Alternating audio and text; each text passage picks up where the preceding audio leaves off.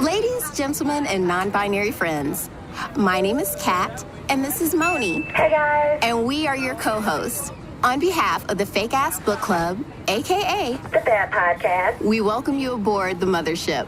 We are sending you on a non-stop trip directly into the shenanigans of this podcast. If this is your first time, please listen carefully until the end of this announcement. However, if you are a frequent flyer, you may skip directly to the show and enjoy. The Fake Ass Book Club has a running time of about 1 hour. We will be ascending to an altitude of whatever cocktails we have available. Also, we most likely will be talking at the speed of roughly 100 miles per minute. When the F.A.B neon sign illuminates, make sure your headphones are plugged in, your devices are charged, and your pearls are properly clutched. Yes, Lord. As this podcast contains explicit language, strong opinions, and adult content. Individuals under 18 are not advised to listen and do so at their own risk. And we would also like to remind you that this is a fake-ass book club. So, if you're an avid reader, or if you never plan to pick up a book in your life, this is still the podcast for you. The only must is that you show up. To any and all haters aboard, you already know where the emergency exit is. Bye, Felicia. If this podcast is not for you, we understand. However, tampering with, damaging, or trying to destroy our positive vibes are strictly prohibited by F.A.B bylaws, which clearly state good vibes only. Before takeoff, you will find information about us and this podcast at our website at thefabpodcast.com. We strongly suggest that you follow us across social media and subscribe, rate, and review this podcast. If you have any questions or want to reach out, please don't hesitate to email us at thefabpodcast@gmail.com. We know you have a choice in podcasts, and on behalf of the F.A.B podcast, we would like to thank you for choosing us. So with that, buckle up, sit back, relax, and enjoy the ride. Hey y'all, this is Moni. And this is Kat. Hey Kat. And this is the Fake Ass Book Club. Wait, can we both say it or no? Welcome. Welcome back. So official Go Gadget podcast. Oh wow, I like that. What's up, guys? I'm so excited to be here as always. It's your girl Moni. Hi, Moni. Who are you? I'm Kat. Oh, okay, that's Kat. All right, cool. So, guys, we're back for another fun episode of the Fake Ass Book Club, and we have a really fun book to talk about today. Yeah, we do. Welcome back. Yes. So, I want Kat to tell because I don't have the You description do? over here. I do. I really do. Okay, well, this week we're bringing it back because we've mostly just covered Black authors because why not? But this week we're covering an author of color, Mindy Kaling. Yay! And she's fantastic. Loved it. Perhaps you want to know what Mindy thinks makes a great best friend. Someone who will fill your prescription in the middle of the night. Or what makes a great guy. One who is aware of all elderly people in any room at any time and acts accordingly. Or what is the perfect amount of fame? So famous you can never get convicted of a murder in a court of law. Oh, like Donald Trump? Yes. Yes, Okay. or OJ. Ding, ding. Or how to maintain a trim figure. You will not find that information in these pages. If so, you've come to the right book mostly. In Is Everyone Hanging Out Without Me, Mindy invites readers on a tour of her life and her unscientific observations on romance, friendship, and Hollywood, with several conveniently placed stopping points for you to run errands and make phone calls. Mindy Kaling really is just a girl next door. Not so much literally anywhere in the continental United States, but definitely if you live in India or Sri Lanka. So I read that little blurb on Goodreads. I was kind of like, I don't know. So to me, I want to definitely highlight, I think one of the things that I thought was cool inside the book was peaking in high school. So if you're interested in that conversation, which we will get into, I think that's a really cool space to start because I think we got a lot of good stuff for that. But before we get into the book, we like to always start every episode with a dedication. So we're going to start the dedication as always to anybody listening to our podcast. Thank you. Shouts out to you. Mm-hmm. And also, I wanted to dedicate this to anyone brave enough to own their weirdness, their uniqueness, because you make the world interesting. I love it. So, Kat, what did you want to dedicate? this episode to? I would like to dedicate this episode to Kamala Harris, our vice president. I remember her and Mindy did like a cooking video together. Missed that one. When it was on Instagram or whatever. Sounds fun. But also, too, because Kamala was in the news this week for making the comment that America is not a racist country. Oh, did she? Yeah, it was a whole thing about how we have a racist history and we do a lot of racist stuff, but we're not a racist country. She kind of said it all in one sentence. I don't have the quote. It's fine. I'm still dedicating this to her. Well, I think what she's doing, because she's a politician. Again, yes. Okay. So she's vice president to the entire country. And I think in a way she is sort of trolling the right, so that they can't say certain things about her. Because remember when Michelle said that for the first time she's proud of her country when Barack was running? They roasted her ass for that. They did. And so Kamala's like, not me, bitch. Nice try, y'all. Nice try, guys. Yeah. So I once again, but I very much admire Kamala Harris. I don't agree with everything about her, but to be where she is, and same thing with Mindy, to be where she's gotten, you can't always say exactly what you're thinking. I know you want to. Mindy can, but Kamala can't. No, definitely. Right, because again, it's the different spaces or whatever. But, sure. All right, so yeah, let's just get straight into let's dive the in. book. Yep, what's it called?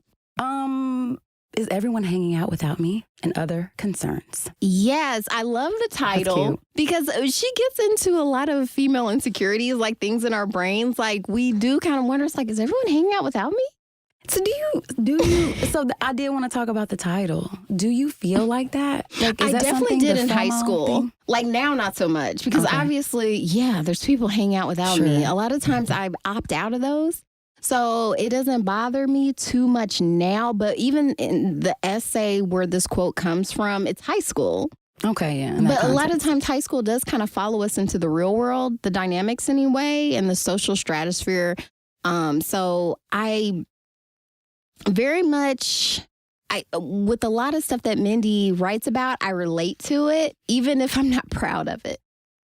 Okay. I like it. I mean, in high school, it's not like I felt like I had a bunch of friends. Like I've always been the kind of person usually that has a few really close friends. And they've always kind of overlapped. Do you know what I mean? So it wasn't like there's this group over here and there's this group over here. It was always kind of a small group and we all, maybe in sections would break off and do stuff, but I never felt like that. I never You didn't did. get the FOMO? No. Good. No, fear of being left. No. What is it? Fear of missing out. Yeah. I mean, you're going to miss out on a lot of stuff. I mean, most of the things. Yeah, I've missed out on most of the things. It's fine. Yeah, but in high school, it's just an interesting dynamic because I do know that it comes into play because it's played out in my life. I know we've had personal situations where, people feel left out in certain scenarios. Of course not. So I don't know.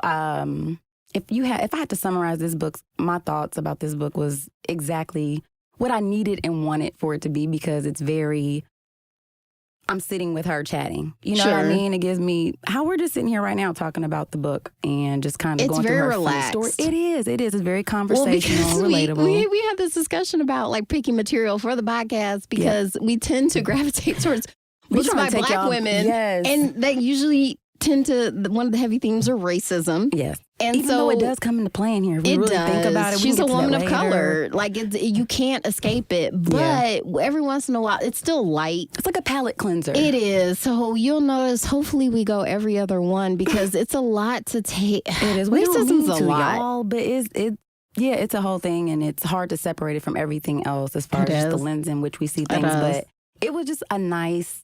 She's got lots of really fun anecdotes and stories and stuff like that. She's crazy smart. She's very smart. I didn't realize that. Because of how she talks. Yes. Her voice she sounds like a kid. Like she does. High. It doesn't sound Boston. She's from Boston, but she doesn't sound very Boston at all. How does she avoid that? That's weird. We could ask her. No. Okay. That's okay. I mean, it's cool. I like it. It's like, call Mindy now. Yeah, call her back. But no, I don't know how she avoided the Boston accent. She can do a Boston accent. Oh, really I've not heard it. I'm not imagine. She's on her show, The Mindy Project. Because on the show, she's from Boston, too. Now, I never have watched The Mindy Project. Moni. It's so many things I've never watched. You know what? That's fine. You can't watch all the shows. Womp, womp. Yeah, like you wouldn't have time to read if you watched all the shows. Listen, I'm doing good to just this right here. So exactly. So there's no you didn't watch that shame. Yeah. But I did. I remember when the Mindy Project came out because it was on Fox and then it got picked up by Hulu, and so it's on Hulu now, and it's very funny. It's very Mindy. I'm sure I would love it because I think she's funny. You know what I mean? It's very silly. I do. However, remember The Office. The Office was and Mindy Kaling, the author of the book, was we didn't even the shout writer. Her out though, like her little blurb though. Do you have any? I got like her little accolades. Oh yeah, about the author. Yeah, tell them about Summary her. of the book. Do you? I have it pulled up here. Do you want to read it? Sure. I know how to read. Right? I'm literate. Here you go. Ooh, it's in bold print too. Okay, yeah. Mindy Kaling has lived many lives, the obedient child of immigrant professionals, a timid chubster. Wow. So, wait, is this her description? I'm scared. Hold on. Okay, I don't want to. Oh, I can't push the more button. Okay, timid chubster, afraid of her own bike, and Ben Affleck impersonating off-Broadway performer and playwright. And finally, a comedy writer and actress prone to starting fights with her friends and coworkers with this sentence. Can I just say one last thing about this? I could actually picture her doing that. Yeah. And also when it said about her being afraid of her own bike, I really thought about this person who I know very well. And she might be sitting across from me. I'm like, she always goes into these things about her bike. It's like, I've never been frightened of my bike, so it's kind of like weird. She was like, I loved that part because I immediately thought about you and your husband because they're both cyclists. No. First of all, lies. No, you're both cyclists. No. And I'm powering through like Mindy would. Fine. So, fine, you can. It's still lies. But go ahead. That part, because I am very afraid of bicycle. Yeah, please don't. Or you can just pour me some more. Go for it. Okay. But like she was. I'm afraid of bikes. I'm not afraid to admit it. I was like late getting into the biking game. Like all my friends had learned. It's like, tell me more. She was 12. I think she said she was 12. I wasn't that old, but I was old for my group of friends. Dude, I would have been horrified as a 12-year-old. She said she had on a goddamn helmet. Riding bikes was very important knee things, in the neighborhood. Elbow things. And the fact that too that 100%. I had a bicycle. Like not everybody had a bike. I remember one time I let. They take off with it and never come back. I'm going to say her name, too, because usually I try to protect names. It doesn't matter. Denisha, I let her ride her. I let her ride my bike, and she took it in the alley, which I was not allowed to ride in the alley. And she took it, and I was standing there all worried and shit because I can't see her anymore.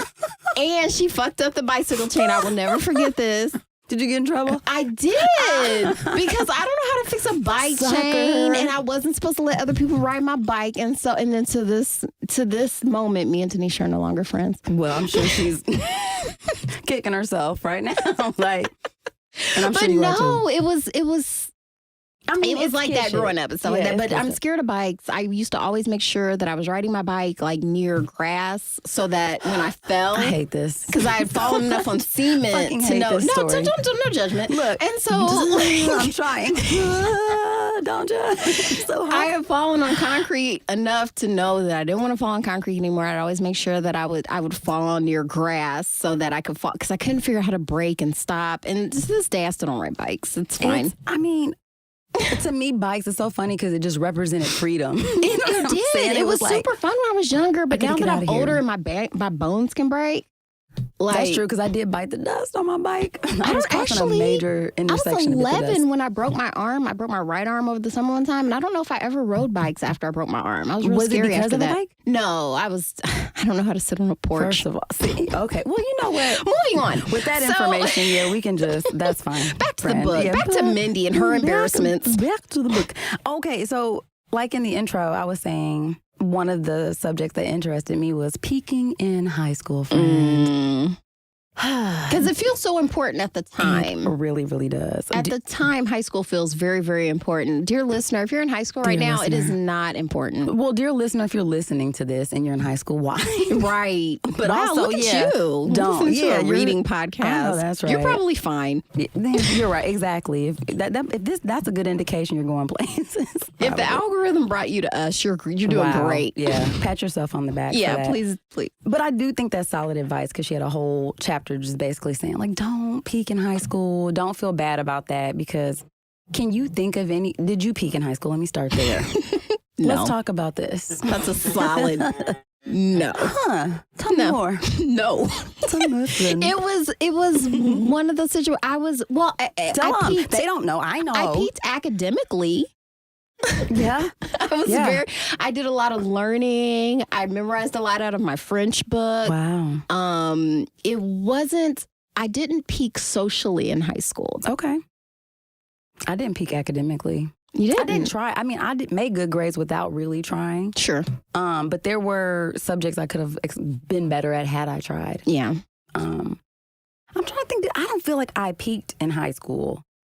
But I wouldn't say that I had a nerd experience in school either. You know what I mean? So, like, I kind of had but see, that's what's weird, though. I think it depends on who you ask. But that's also where you met your current husband. It is. What does that have to do with peaking in high school? Well, because, I mean, if you met your husband in high school, that's kind of a win. Like, most people don't. Well, I wasn't expecting to. Of course not. But yeah, I mean, not like I don't want to talk about him. I'm talking about that part. I thought I had met I thought I was going to meet my husband in high school. You did? That is so weird. That felt a little judgy. I mean, I'm just blown away. Okay, it was.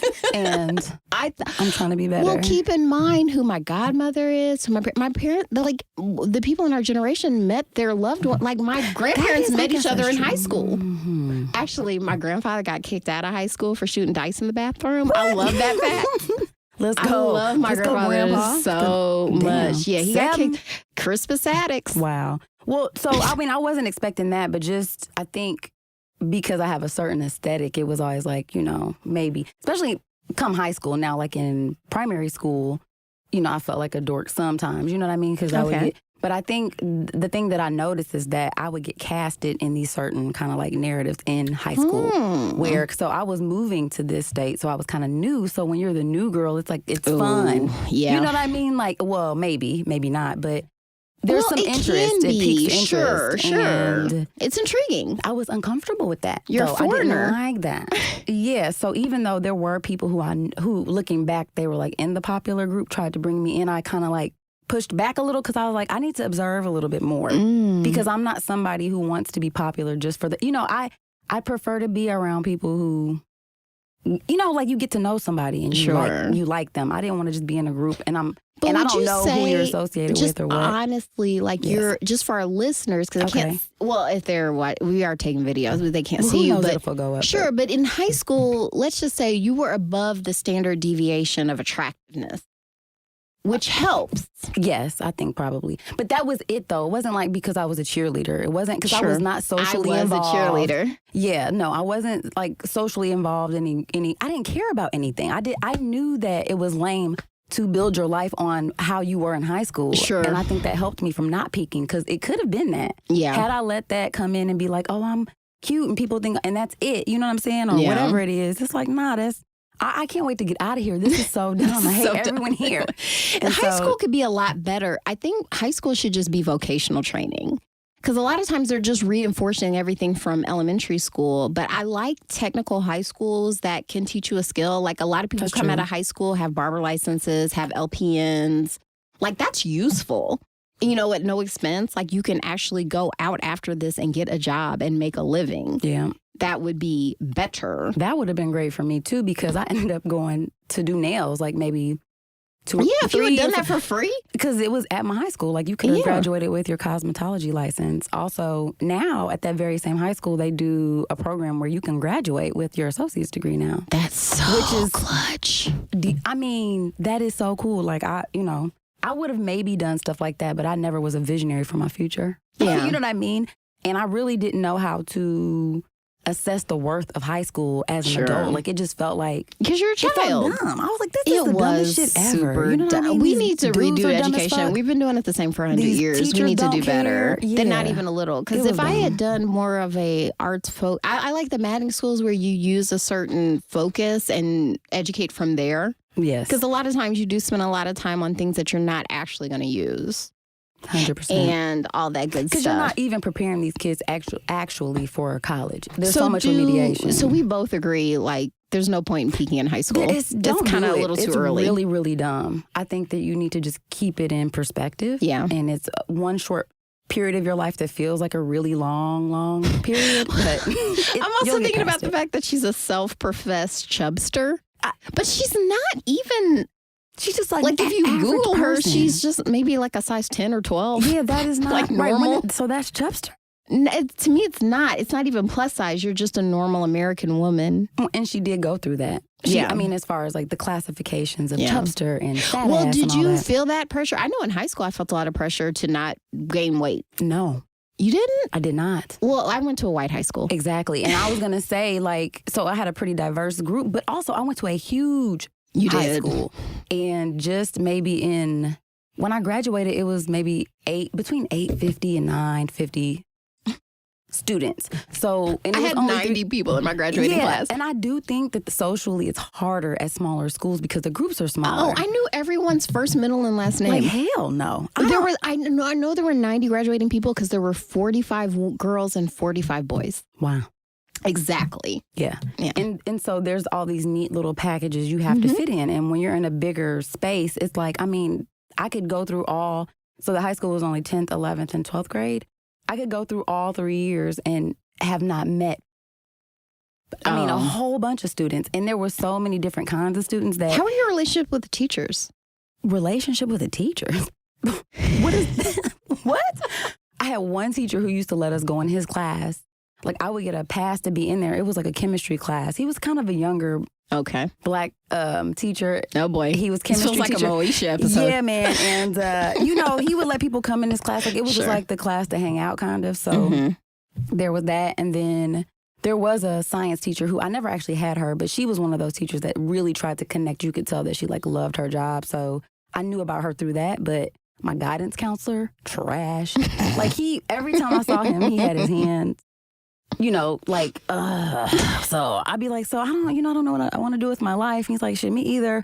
You can just probably take one of these motherfuckers right here and just as long as you know what I mean? I'm like, okay, well, I mean, I don't necessarily feel like I had a lot of guidance. And because I'm naturally indecisive and I wasn't really buying into the high school experience, I literally left like, well, I guess I'm getting a job. Okay. Because why would I pay college money to be fucking around? My mom already said, I ain't got no money for you.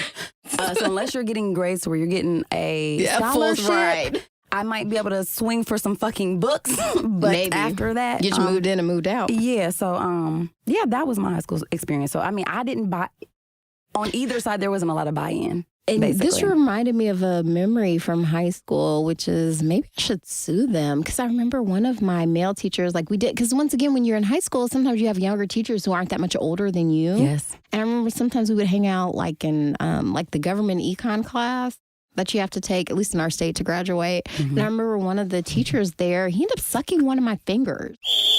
Like, it was, like, not cool. Like, if I didn't want to destroy the equipment, I would have spit this water. But, like, at the time, it just goes to show, like, how much children need to be guarded. Because at the time, I'm sorry, what? In what context? It was a joke. He was telling me a joke. That's not funny. So what was the joke?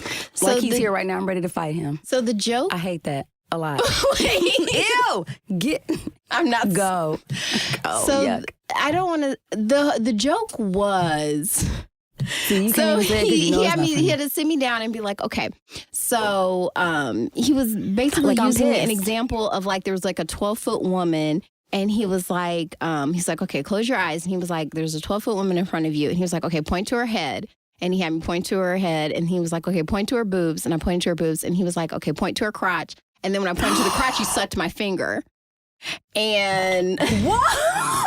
Now as an adult, I realized I should have told my parents, but I didn't. Please stop. No. And they were paying money for me to go to the school. I went to school with your brother. I know who you went to school with.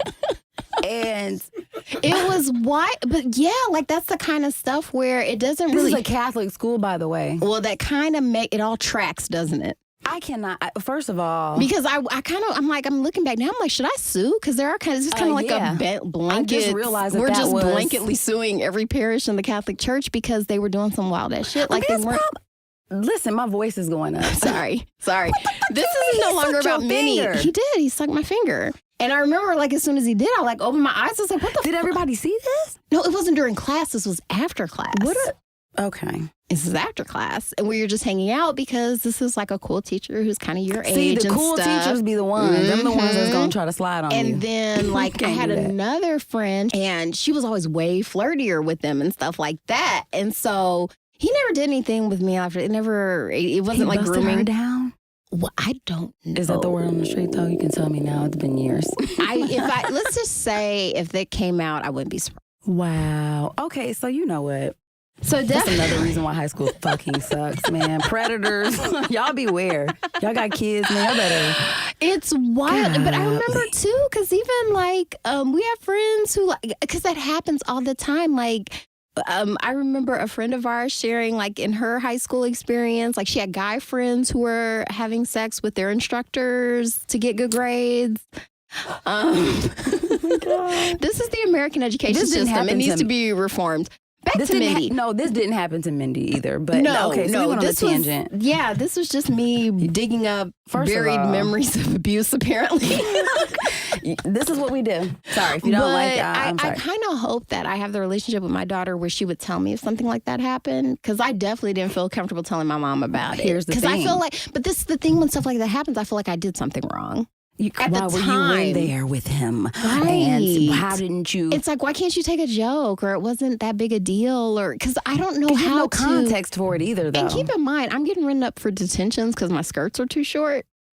Oh, so that's why they were like, I was failing. I wasn't failing the fingertip test, because if you what's the fingertip test? The fingertip test, if you didn't go to Catholic school, is when you're standing up and your hands are to your side. If your skirt and you hold your hands like against your legs, if your skirt isn't below your fingers, you failed the fingertip test. That means your skirt's too short. It means you're a hoe. But I would actually pass those tests. It's just I was tall. So I had very long legs. So even if I passed the fingertip test, you're still seeing a lot of my legs, because I'm just a tall person. And I didn't think there was anything shameful about showing my legs. Like, I didn't think there was anything wrong with my body. But I got that from I got written up a lot for that. Teachers would like freak out. Female teachers would like freak out because they just felt like my skirts were too short. They were hating. But like, they never made me serve the detentions. I wouldn't shut up about it. So because you passed it and you're like, look, I passed the test. Which I feel like is very similar to the themes of Mindy Kaling. She actually won't shut up until she gets her way. I like that about her. I do. I liked her positive outlook too. That was another thing. She's super funny. She is. Okay, well, so were there any like points you wanted to talk about as far as in the book that you liked? Because I know that was one of my favorite relevant. My favorite quotes, because she was giving alternate titles to the book. And one of them was The Girl with No Tattoos, which I thought was super funny because I have no tattoos because, once again, I was too non-committal. Yeah, too non-committal, too like, I've changed my mind scared, too much. and I don't like pain and stuff like that. And also in the chapter she did about The Office, because I'm obsessed. I love The Office. Let's talk about The Office. Please. I love The Office, Let's talk about nothing but The Office. So this also comes up with, if you've listened before, I think I've mentioned the fact that like I will watch something once and then never revisit it. So honestly, a lot of it, because I watched it when it was actually on. Mm-hmm. And I mean, I've seen some episodes, but I can't like quote them. Like I do remember some of my favorites, because I actually had to go back and look them up. I'm like, let me try to remember some of these. So what are some of your favorite episodes on The Office? Some of my my absolute favorite episode of The Office is Dinner Party. Which one was that? Refresh me. Don't act like this. How many episodes are there? I don't know. Whoa. There's like 9 seasons. Yes. Jan and Michael. That. I remember it being I remember it being. I don't think Mindy wrote that episode. No, but because I think it was written like actually during the writer's strike. Because actually, when The Office started, there was like a huge writer's strike. So for a while they couldn't do anything. Yeah. So let's see. I think the Dinner Party is what happened though. I'm saying I don't remember what I know it was a disaster because obviously Michael Scott was there. Because I don't remember why. You know what's so funny? Because I'm going to get back to it, but our podcast reminds me of the Office Ladies podcast, which I listen to. I have it on my list to listen to. I have so many. Because it's two best friends who are doing an off. Really best friends. They in are real real friends. They're best friends in real life. Pam? Yeah, Angela and Pam. They met each other. Well, actually, Sam. Angela Kinsey is her name in real life. It was Angela Martin on the show, and then Jenna Fisher played Pam. I didn't know that. Pam. And they when they after being on The Office, they became best friends. Oh, that's cute. And so now they just started doing the podcast so that they could be at home more. Oh, that's nice. It is, because they both have kids, they have families and stuff like that. And so whenever they talk and they're dynamic and stuff, it reminds me of me and you, because it's that same kind of kind of silliness and stuff like that. I like it. So I love the podcast and stuff like that. But they not too long ago, they did a breakdown of the dinner party episode. And it's so funny, too, because Jenna is definitely you. Okay. And I'm definitely Angela. Okay. All right. I like it. Because Jenna's like, we are sticking to the outline. And I've got my It's like I have my stuff. And I've got my stuff. And then I'm kind of like, I have a note card somewhere. Well, and it's more of an indication of just, if I can, I have lots of thoughts and they move very quickly and I can't hold on to them. So I got to put them right here. But I kind of want to bring everything back to Mindy, because it's supposed to be about an episode about her thing. Yeah, but like The Office was a fantastic show. Go back, rewatch it if you want to. It was so great when it was on Netflix, because you could just binge it. No commercials. It was perfect. It's now on Peacock. And you can get the first 2 seasons for free, but then after that, you got to pay for it. It's like drugs. Doll hairs, yeah. And so, once you get you hooked, you got to pay for it. Damn, that's how they get you, man. That's how they get you. Well, I know, because I looked up, like, okay, do I remember any episodes that she actually wrote? Okay. So the Diwali. Oh, the Diwali. She wrote the Diwali episode? That one, because then he proposed hastily to Carol, yes, and the George Foreman grill episode, which I don't remember. Oh, he burned his foot. Yes, she wrote that one. You don't remember that? I'm saying that like I should be. That is a classic episode. You probably never saw it. Really? If you don't remember it, you probably never saw it. It's iconic. It's me though. I know it's you, but you would friend. You would remember. I forget not everything. Lots of stuff. TV stuff. Like I forget. I watched Guardians of the Galaxy, and then my husband was like, we were going to rewatch it because my kids especially my son, gets into the Marvel universe. And he's like, yeah, remember? I'm like, I know we watched it, but I don't remember. He's like, remember the guy with the arrows that follow people around when he whistled? I'm like, no, I don't remember that at all. Which is like the main fucking part. I know. So, yeah, you know what I mean? So, it's part of your charm. It's fine. Who I am. But I watched it again, and then it was like, oh, yeah. That guy. Like, I had to see it to remember it, though. Okay, the episode where Michael burned his foot in the George Foreman grill. Why was his foot on the George Foreman? So he likes to wake up to the smell of bacon in the morning. And so he has a George Foreman grill at the foot of his bed. And in the morning, because I remember this, because there's so many things where I'm like, wait a minute, it's so unhealthy to keep raw bacon out overnight at the foot of your bed. You were so scared he was gonna get trichinosis. Right, I was gonna. It's very real. Yeah, no, it but is. Obviously Michael was fine, and so he. Oh my God, I love this show so much. How did I remember this? I don't know. I watched it so much. I looked forward to The Office. Like when it was actually on TV, I looked forward to Thursdays so much because I remember it would be like Community, Parks and Rec, and The Office. And I loved every and then 30 Rock and 30 Rock. It was so fantastic. It was such good comedy. And actually we should read the book that BJ Novak. He was the one who played Ryan, who was Mindy's Kelly's boyfriend. Dysfunctional. I loved the Kelly Ryan. They were hilarious. It was the perfect dysfunctional relationship.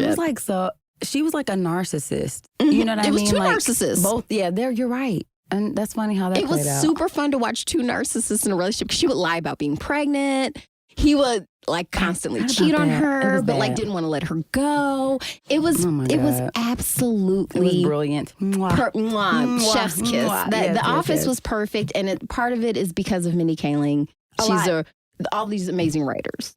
Do you remember the episode where Michael was trying to get Toby fired because he had to come back? She wrote fake weed. She wrote that one. Okay, with the oregano, or he sold him bacon. Because it was a caprese salad. It was a caprese salad, so it was basil. Oh, I love caprese salad. I do too. They're delicious.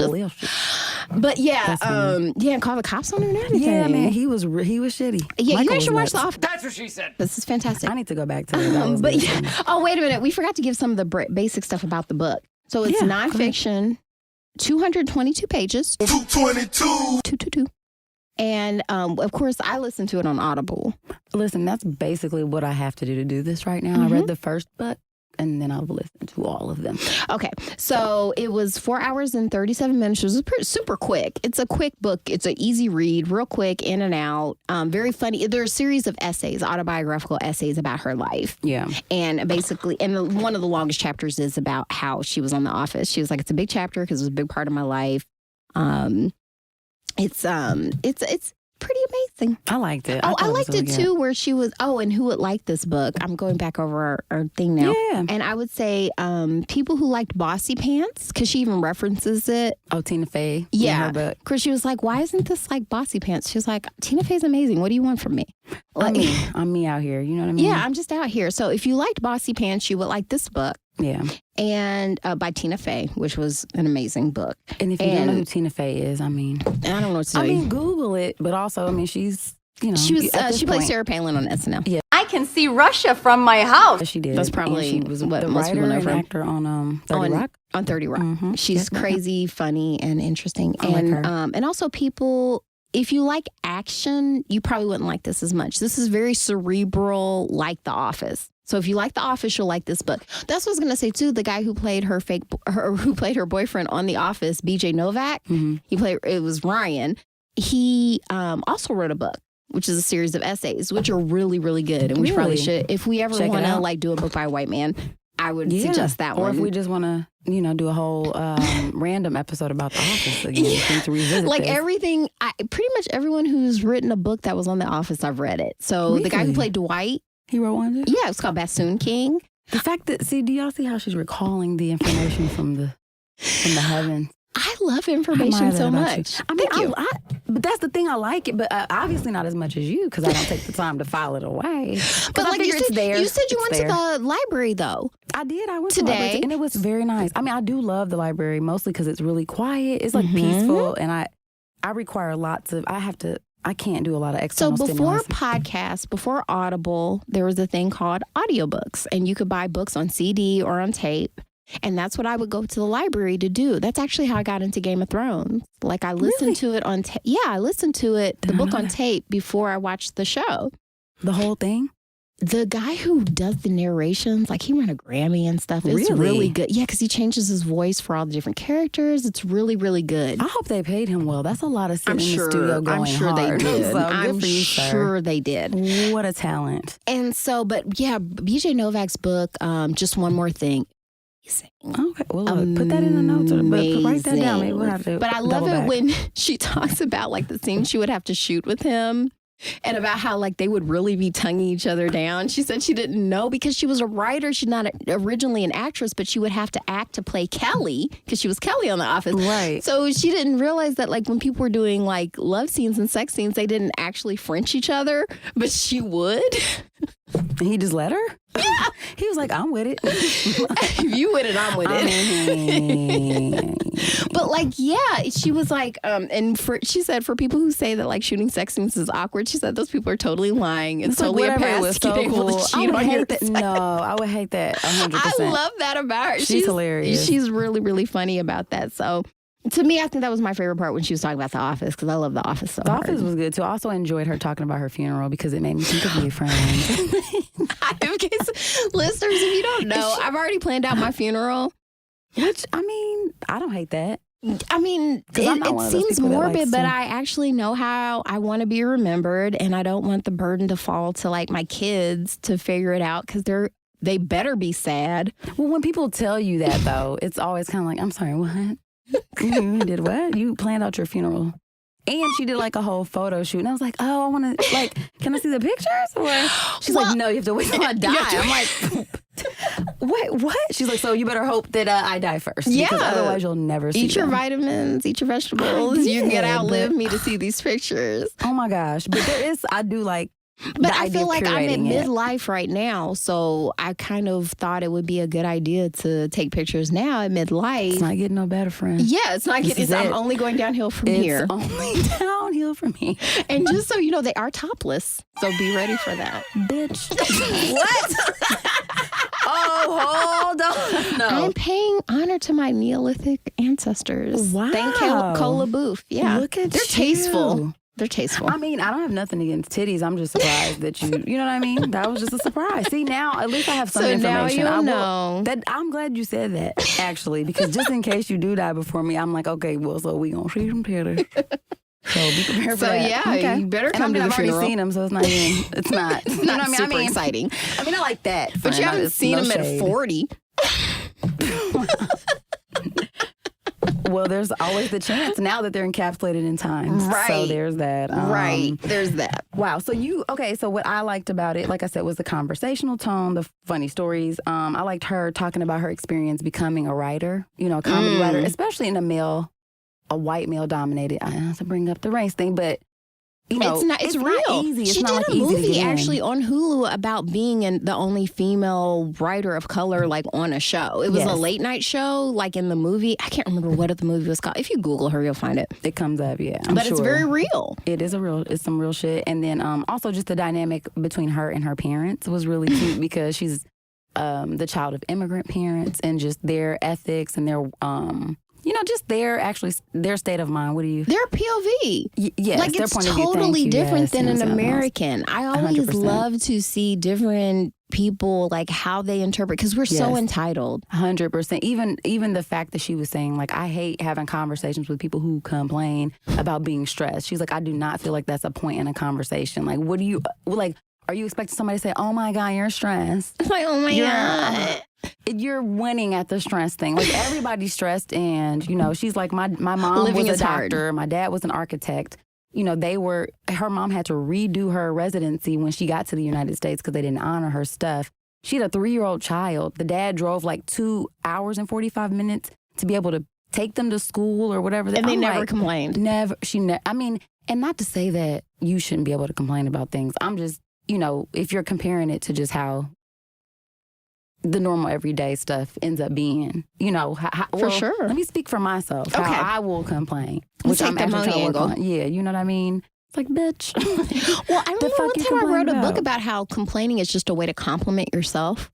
It is. And you know what? I just got to that maybe in the last 60 days.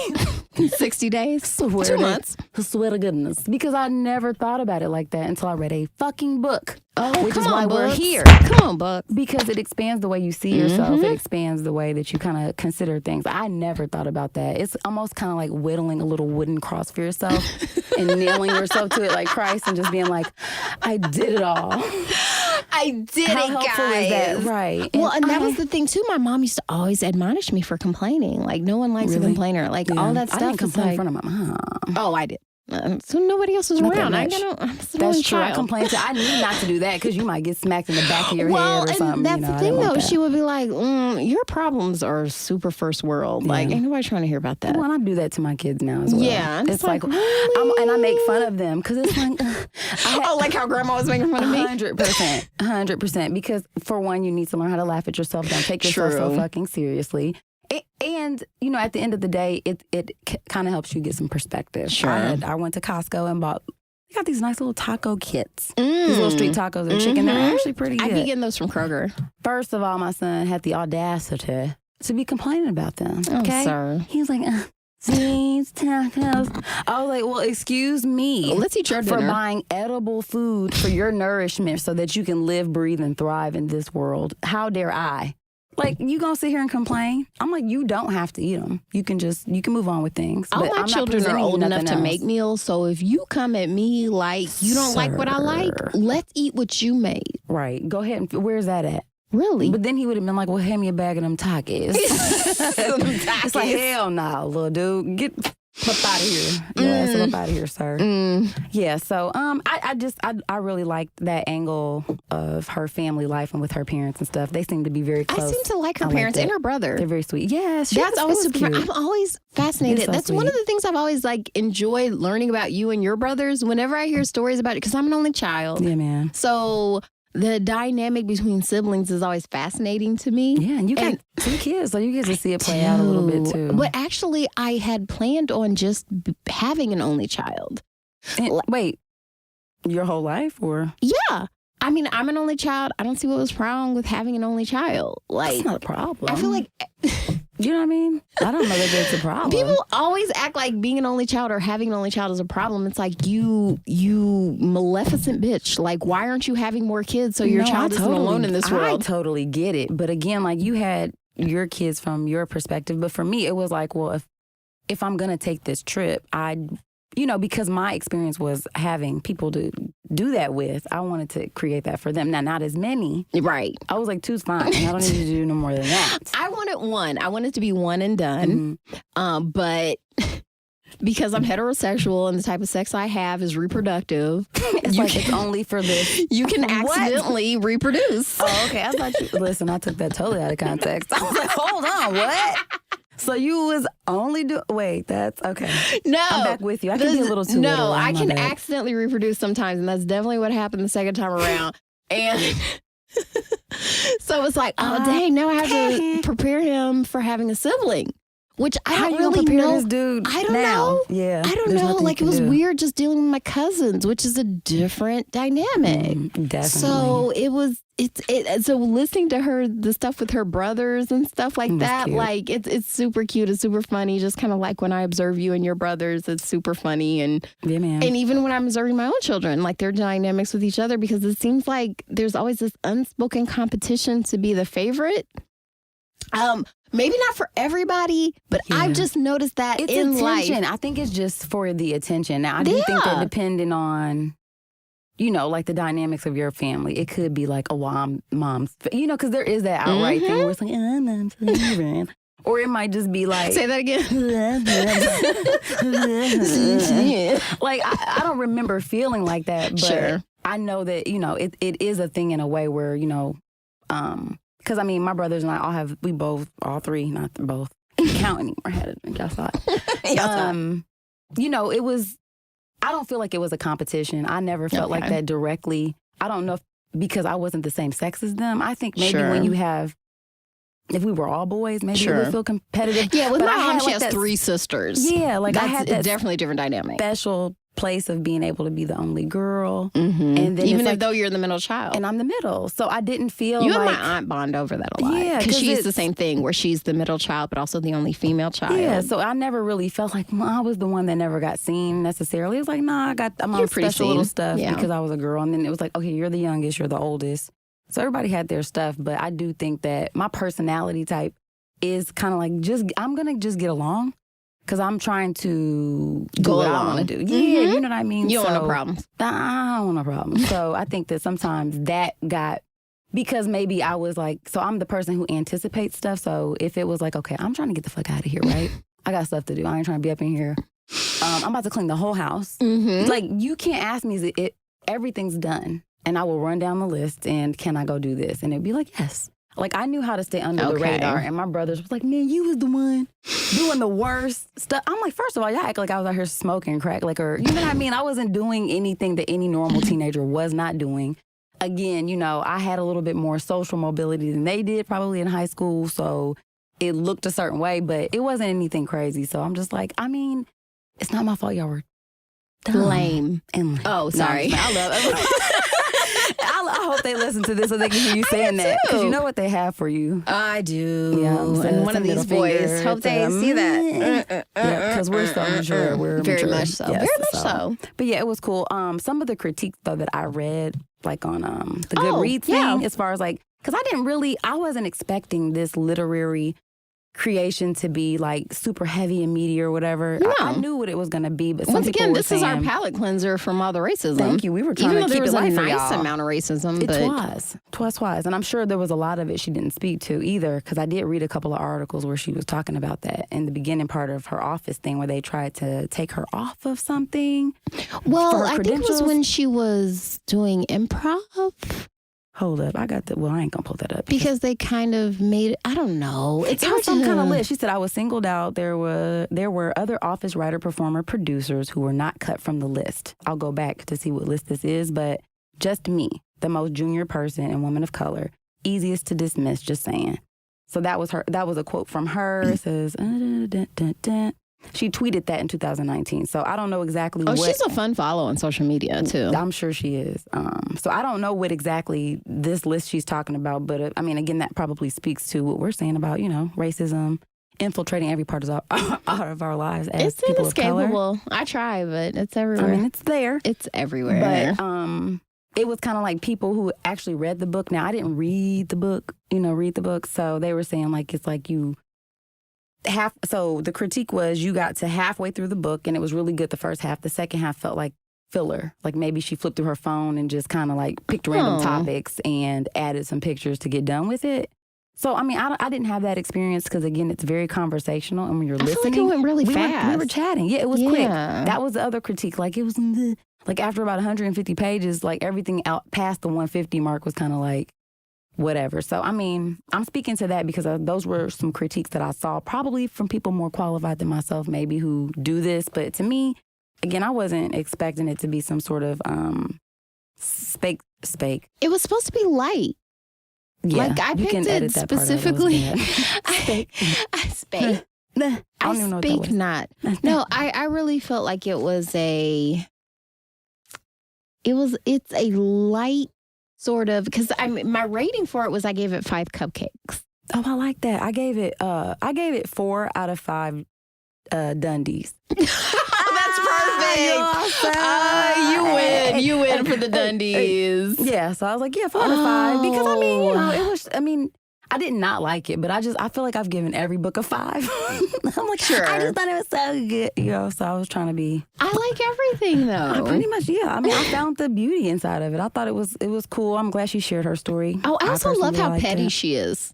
She's real petty. I didn't hate that. I love it because once again, like you see that a lot of times in the character of Kelly Kapoor, like on The Office, like she's super petty. Yeah, I love it when 100%. She was dating Daryl on The Office. I forgot about that. Oh, remember? Yeah, she started dating Daryl after she broke up with Ryan. When Ryan got promoted to corporate. I forgot about that. That's okay. I watched like The Office when I was in school, because I went back to school as like a non-traditional student. So I was like the old lady in the classes at college. I did that too. And so when I would have assignments, I would always put on The Office as just sort of white noise in the background. Pause.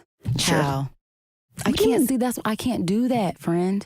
If it's something I've already watched, it won't monopolize my attention. So that's why The Office is perfect, because I've pretty much memorized every episode. So it's not going to distract me. I can't. So I need to work on this. If y'all have some like YouTube stuff I can like pull up in my, to figure it out. Like I cannot, like I have to, when I say put me in a bubble. Okay. Like even in college, because I was an old lady going back for school too.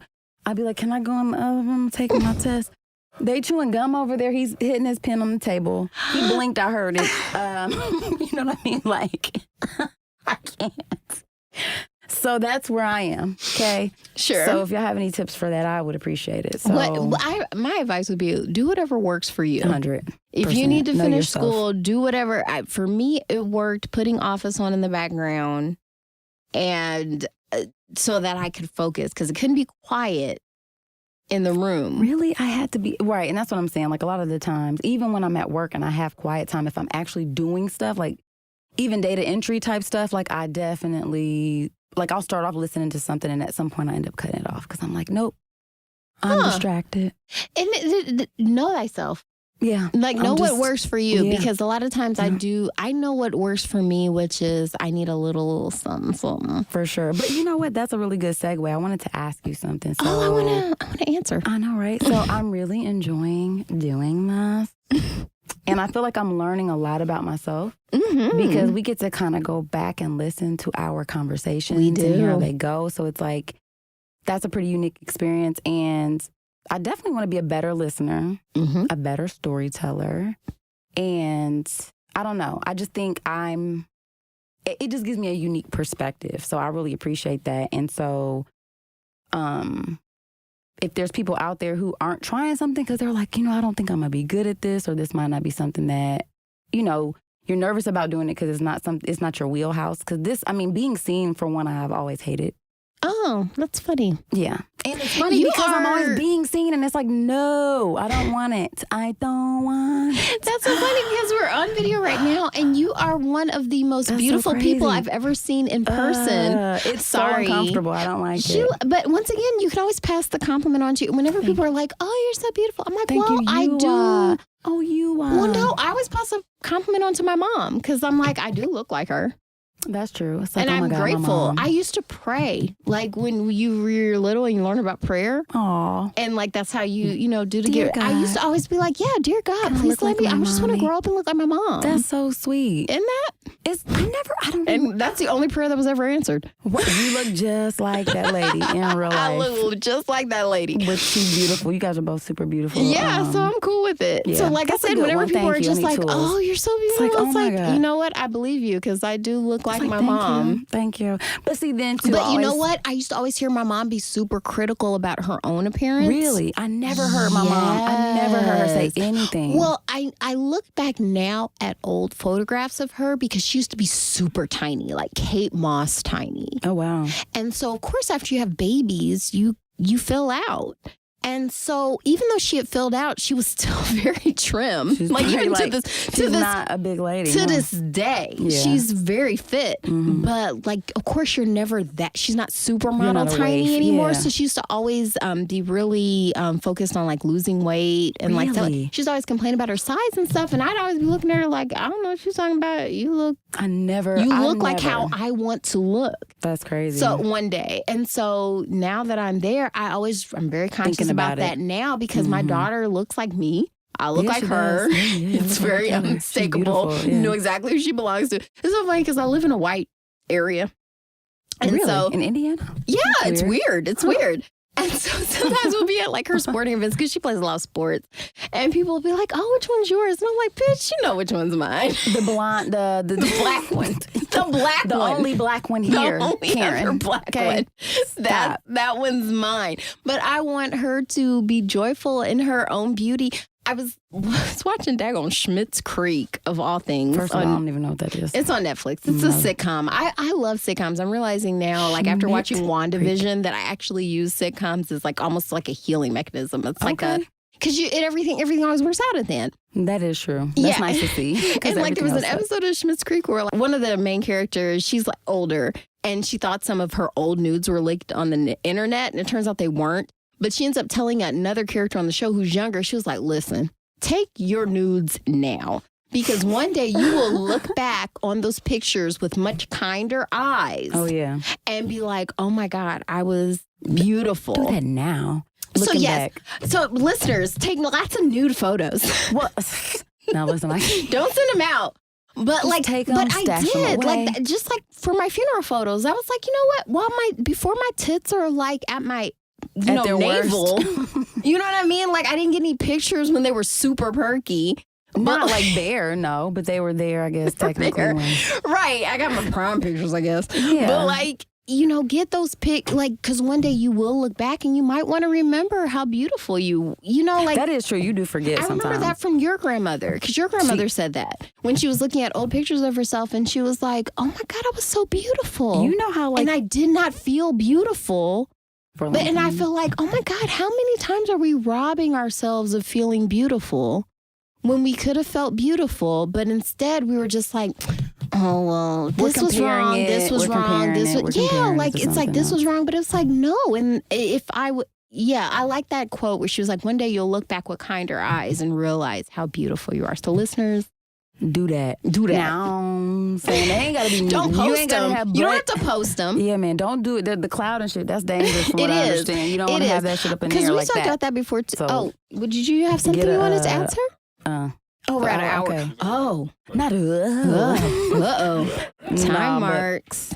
Yes, I think that's really great advice. I do think that you do tend to look back on things with much kinder eyes. And so, definitely do that, guys. I don't know about the, actual nude part. I mean, everybody has to do what they're comfortable with. Exactly. But definitely whatever you're appreciate comfortable with. Yeah, 100%. And your body belongs to you. It's yours. Take care of it. That's right. Do all that good stuff. And like she said, when she describes herself as a chubster, I love how she was like, I've never felt the need to diet because men have always been into my body the way it is. I love her confidence. I think it's pretty sweet. I love that. Her confidence is everything. It goes hard. In everything, confidence is so it really is, y'all. important. And it's not even like, just because she's not a supermodel, it doesn't mean, if you're not a supermodel, it doesn't mean you're not beautiful. 100%. Because you get to define what beauty is, and people will find it inside of you. So I think that's beautiful. So You know what? I think what you know what time it is. I think what time it is. It's almost the end of the show. It is. So we're going to take a quick break, you guys, and then we'll be right back. So it's almost the end of the show, and what we're going to do now is spin the wheel. So we like to spin the wheel just to kind of pick what we're going to talk about next episode. So let's spin it. All right. It looks like it landed on In Our Mother's Garden. Yay. This was that's not even a book. It's not a book. This is because we have a fake-ass episode coming up, y'all. We don't have a book, so... We already know. So tell them about, just quickly, just do a little synopsis of this particular documentary. So it's a... Like, how would you describe it? I think you're better at this. It was based on a book, Alice Walker's series of essays called In Search of Our Mother's Gardens. Oh, wait a minute, I didn't know this. Yes. Learning. So it was, that attracted to me immediately, just the title, because I did read that book years ago, and it was just sort of stories of hardship of Black women in America and the diaspora. And this is different women who I can never remember the lady's name. That's so messed up. That's okay. The Black lady from Me Too. Yeah, where they... Oh, gosh. Ooh, and I see her face. Yes. And shout out to you. Listen. Yeah. So she's in it talking about her grandmother and her mom. Like, it's kind of like a Black Joy Luck Club. Boom. Ooh, I like it. There it is. I like it. And for you guys that don't know that book, look it up. Yeah, or There's movie. It was a movie too. It's long, so I it's can imagine good, it's super long. because it is like that generational relationship of mother to daughter, and it's complicated. It's not simple, so yeah, they need a lot of time. But I'll be excited to talk about that with you, Same. friend. And so, yeah, that's about it. Before we go, we must give thanks to our sound engineer, Eric Dizzy from Dorian Keith Media, to Urban Nerd for providing our music. Buzz Viral Marketing runs our social media, and legal services were handled by Trezanae M. Atkins. If you like what you heard, please feel free to join us every Wednesday for another fake-ass book club. Cheers. Thank you guys for listening. You can check us out at thefabpodcast.com. Please subscribe, rate, and review our podcast wherever you're listening right now. We want to hear from you. Come put it in our life. Thanks again, and until next time, peace, love, and the Fake Ass Book Club. We out.